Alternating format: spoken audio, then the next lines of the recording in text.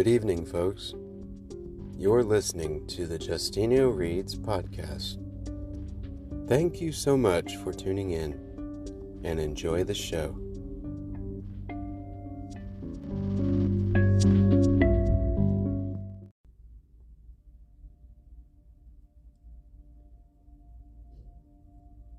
The Clown Statue.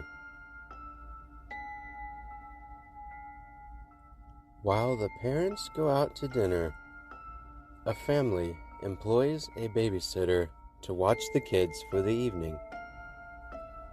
One of the parents calls the sitter to check in about halfway through their dinner.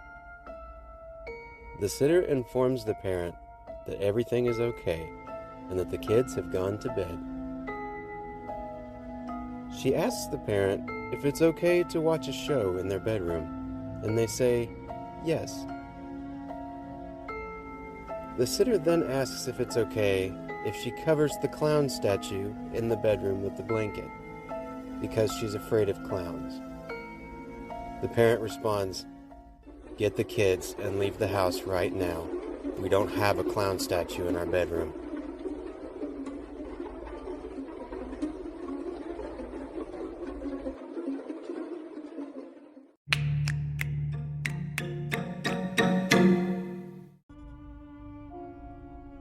The Dreadful School Chair. In our school's boiler room, there's a chair that hasn't been touched since the 1960s. The janitor claims that a schoolboy was locked up there by these other students the day before summer vacation and died of heat exhaustion. He swears that the chair and the door handle move as though he is still struggling to get out.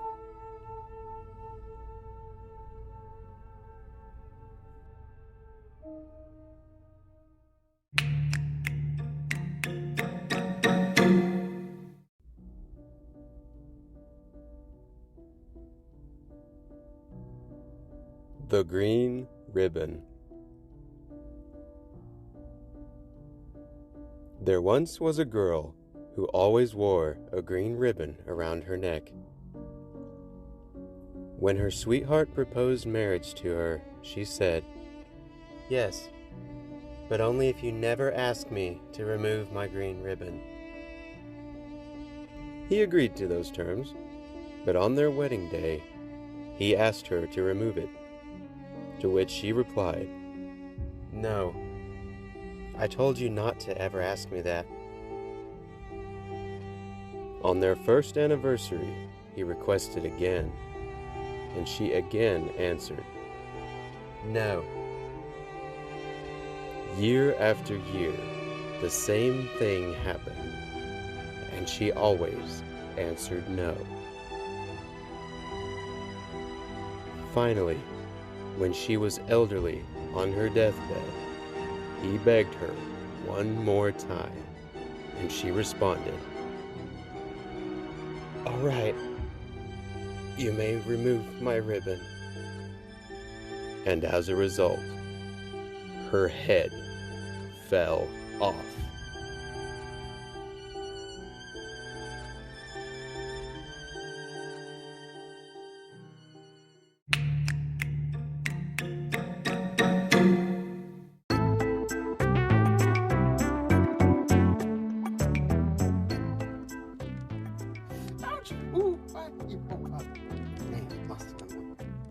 Oh, hey! You enjoying the show so far? Consider supporting the podcast. It's only 99 cents a month. My bag of marshmallows costs more than that. I need more marshmallows. Help me get more marshmallows, and I'll keep this story train a-going. Deal?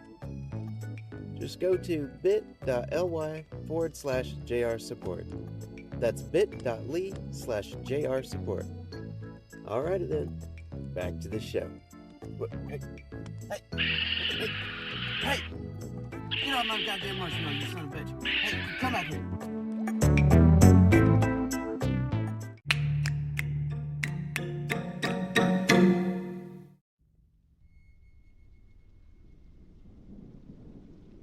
The Hook.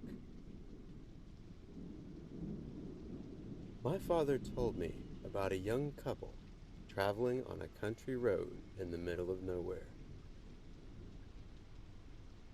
They had overheard on the radio that a murderer had escaped from a nearby prison.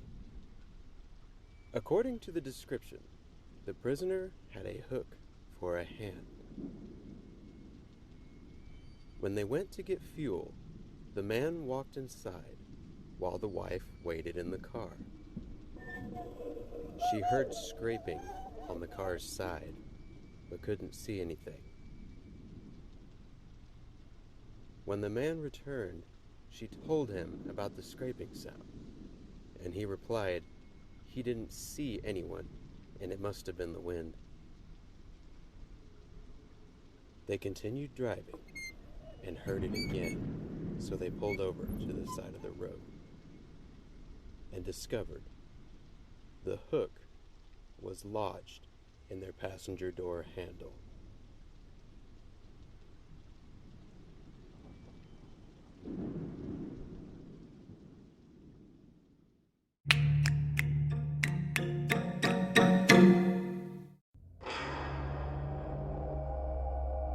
The bells.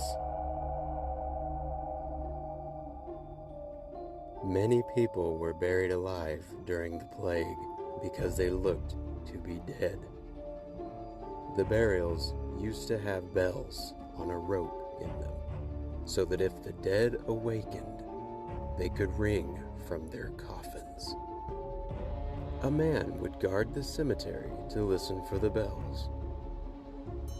When a bell tolled one day, the guard went over the grave that was ringing.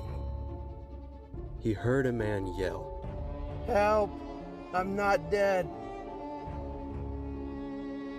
The bell guard looks at the man's gravestone and said, But you've been buried for 20 years.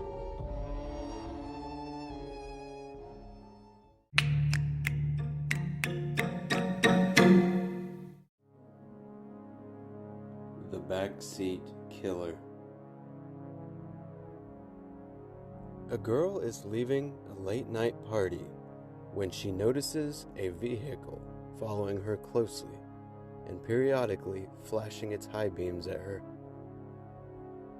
She slows down to let him pass, but he remains close behind her, flashing his brights. She accelerates. He accelerates. She makes an abrupt turn. He does the same, and so on. When she gets home, she runs out of her car, screaming at her parents that a psycho is following her. But the man in the truck gets out calmly and explains that he saw a creepy guy crawl into her back seat just before she left. And every time he popped his head up, the truck driver flashed his high beams to scare her.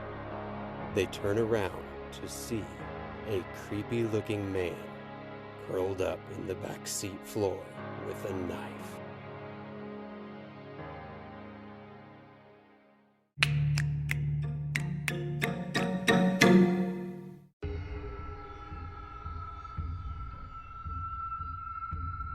The Rake.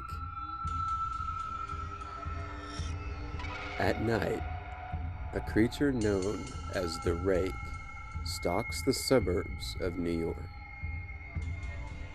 The Rake is a gray-skinned, half-human, half-dog creature with a mangled, ruined posture, almost as if it had been hit by a car. Anyone who looks into its soulless, black eyes becomes a victim. It lurks at the foot of a person's bed, and when they awaken and make eye contact, it attacks.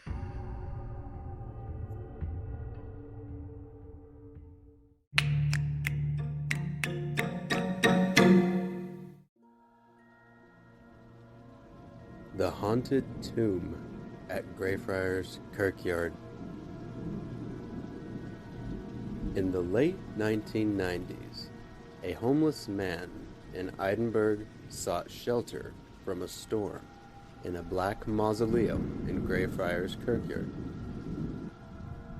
Once inside, he realized the wooden coffins might contain valuable items and began smashing them open in search of treasure. Suddenly, he fell through the floor into an underground chamber, only to land in the stinking soup of rotting human bodies.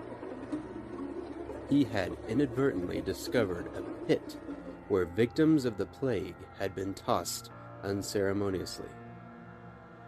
The coffin he had disturbed right before falling through the floor belonged to a notorious rebel named Lord Advocate Sir George Mackenzie, who was responsible for the deaths of over 18,000 of his countrymen, some of which lay in that very pit beneath his grave.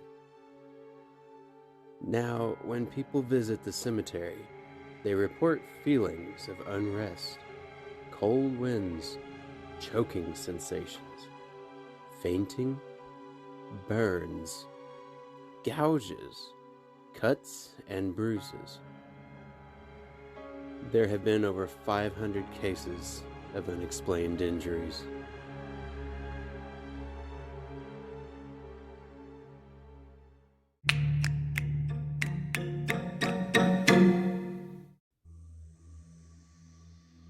Spook Light.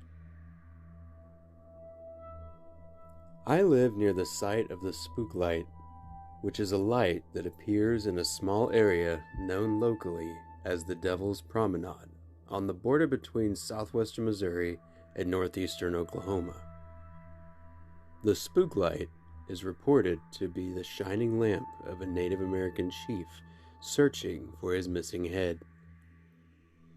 Apparently, back in the 1980s, a pair of teenage sisters took a pumpkin and drew a smiley face on it before leaving it out on the road where the Spook Light can be spotted. They went home immediately after and went to bed. When they woke up the next day, the pumpkin was on their kitchen table, but instead of a smile, it was scowling.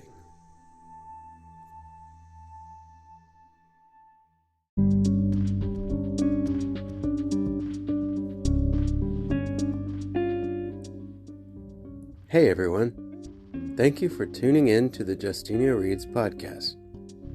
If you enjoyed and have stories of your own you'd like to share, send them to justinioreads@yahoo.com to be featured in a future episode. That's JUSTINIO reads@yahoo.com. Have a great night, folks.